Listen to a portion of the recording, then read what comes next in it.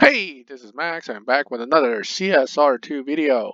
So, next season, the Prestige Cup car is going to be the Mazda Rocket Bunny RX7. Now, I don't know how many of you remember Mazda RX7s, one of the 90s ultimate Japanese sports cars. The rotary engine, the tuners, the body kits, it's all very, very good. And now we have here the Rocket Bunny version in the game, and it is a nice, cool looking car with a lot of fine details. So this will be the Prestige Cup car coming up in the next season. I managed to actually pull one of these, I think when I was pulling for a different car out of Silver Keys. It is not the Prestige, not the Milestone version, which has those strange looking rims. This one I think looks a lot better. Classic red color, nice sporty rims, and I'm pretty happy with the fact that I got it. So next season, this car will have to be built, and as you can see right now, I have built the car to stage 5 with no fusions. Usually, by the time I do a video, I already fusioned up the car, and it changes the overall performance of the car compared to when it has no fusions. So let me show you a little bit about what I can get as far as numbers wise without fusions. When you don't have fusions, your ability to get Evo points will be relatively limited because most of the additional Evo points come from fusions. So what you end up with is a car that'll do 14.6 or so. Let's tweak everything. So try to get the highest point possible. Ooh, see that big drop right there? Well, that's going to be very useful when it comes to doing the supply cups. I'll show you the effect in a second, but here is a pretty good 14.4 to start. This car is pretty quick. It's one of the better tier 4 cars in the game. And certainly if you pull it, unlike the ASC8, it actually lives up to its 5 stars. The biggest problem with Mazda was when it came as a milestone car, it was a brand new brand, no fusions, and everybody's stuck. Well, this time you have a chance to max out this car, provided you have enough bronze keys. And if you don't have enough bronze keys, well, I'm sorry to say, you're probably going to end up missing a bunch of fusions and you're going to have to keep waiting.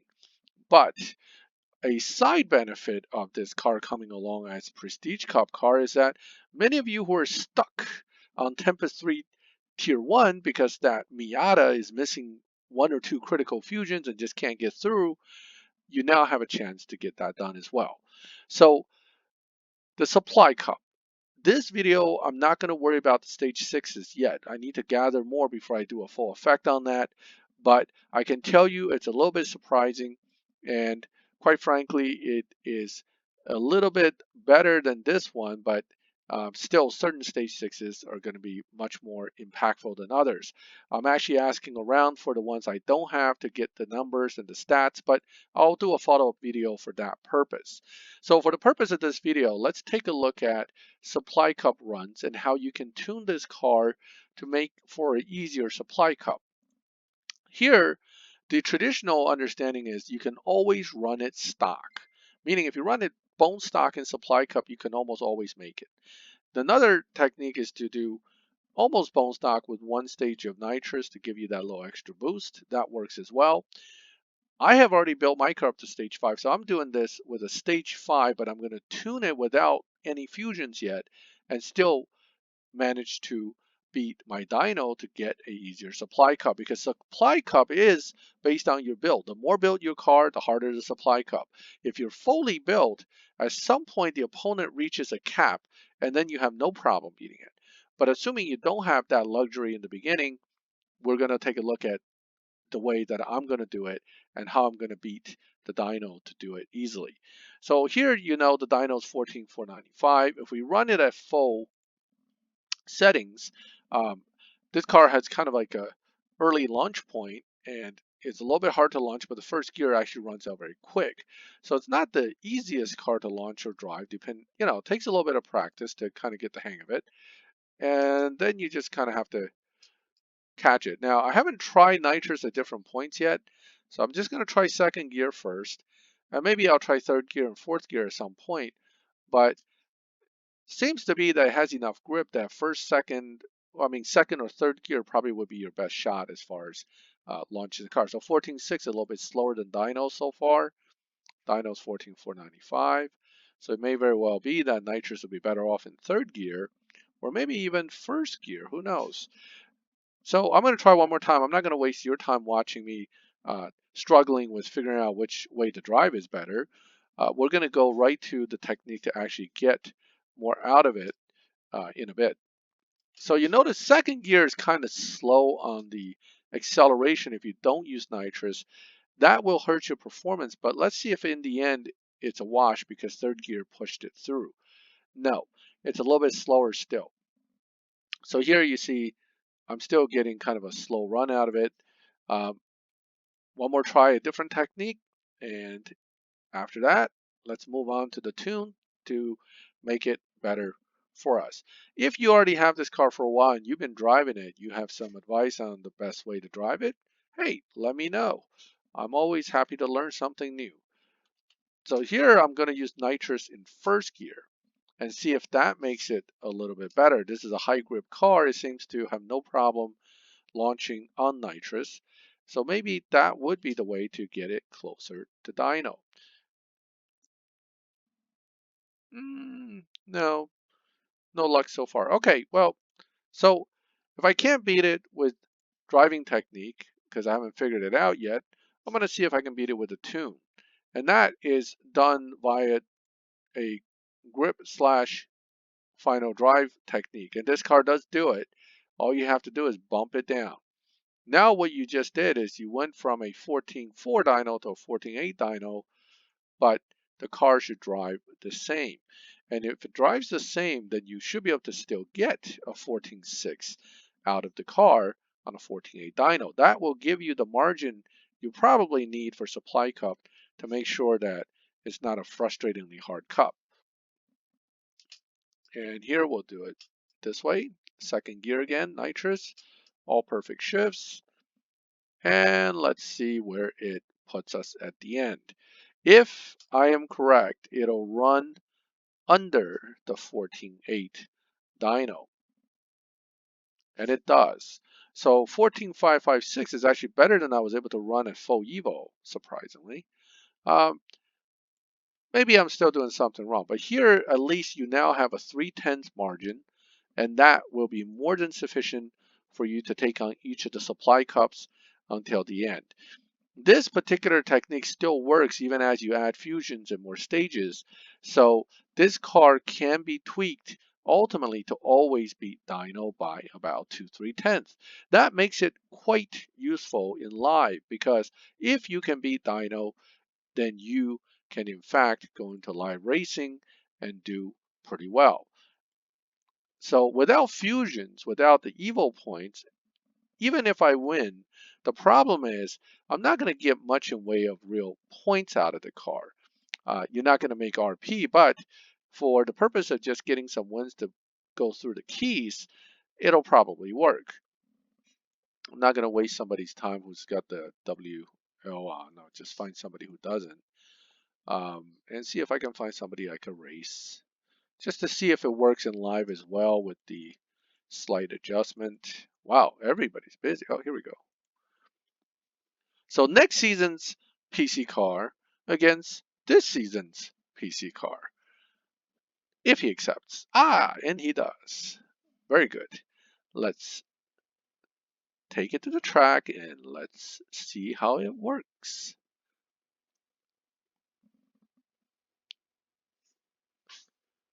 Mazda versus Mercedes. Both are slow, so it doesn't really matter. Okay, 3, 2, release, 1, launch. Oops, that's not good. Got the 0 RPM drop, so I am probably going to lose this one unless my car somehow pulls past him near the end. It is pulling slowly but surely. Yes. And I run dyno and still win, which is good because most of the guys in here are supposed to run around dyno. Oh, I run slower than dyno, but he runs even slower. So not bad, but RP is terrible because you don't have Evo. So In live, you're going to have to tweak the launch point a little bit, as I've just demonstrated with my fail, that if you launch it too close to perfect, you get the 0 RPM drop. So what I'm going to do is I'll take one more shot at this, but I'm going to launch it a little bit later. Let's see. Okay, let's try. Ooh, he's got a finner. Okay, Lycan. Cool car. Let's see if the RX7 can do the job once again. And I would like to at least run a 14.5 to say that I can do it in live as well as in testing. So I'm going to wait a little bit more and launch it here. And now I'm driving it just like I did in testing with the nitrous in second, pretty much all perfect shifts, and just going to run it out all the way to the end. And voila, we have our 14.5 run. Oh, 14.496, even better. So I am now about 3/10 under dyno, and it works in live as well. As you build the car further, still can maintain this technique and it'll still work, and therefore you have a dyno beating car, both for live and for supply cup. So that is the initial review of the RX7. This is a definite gotta have car if you can get a hold of it, and save up your bronze keys. I don't have enough. Notice you'll take 3,500 keys to get the chance at one loyalty reward. Now, you may get lucky and actually pull another stage 6 somewhere within the 7 pulls, but don't count on it. So you want to have really realistically many more than this in bronze keys, but hey, we're not all going to have that. As much as I've been trying to save this season, killed off most of my keys because that SLS requires almost all its stage 6s just to get through the cup. The Mazda is relatively new as far as parts are concerned. I'm hoping Natural Motion will be nice to us and make the PC Cup somewhere in the low or to mid 12s instead of somewhere in the low to mid 11s, which would kill everybody and be very frustrating. We'll see. SLS is an old card. It's been PC card multiple times. This is a completely different story. So I hope Natural Motion will be nice to us and make it a lot easier. Well, that is the quick review on the next season's Prestige car, the RX7. This is an initial review. I will build my Prestige Cup car once the season starts and we get to the PC Cup, and then I'll do a final review, hopefully with all stage 6s installed. On my main account, I do have right now 3 stage 6s out of 7, so I'm hoping to pull the other 4 and be able to do a full video review. And please tune into that one when it gets posted. And that brings me to the point. Thank you for watching, and please subscribe to the channel so when I do put that video up, you'll get notification. As always, to all the viewers, thank you and have a good night.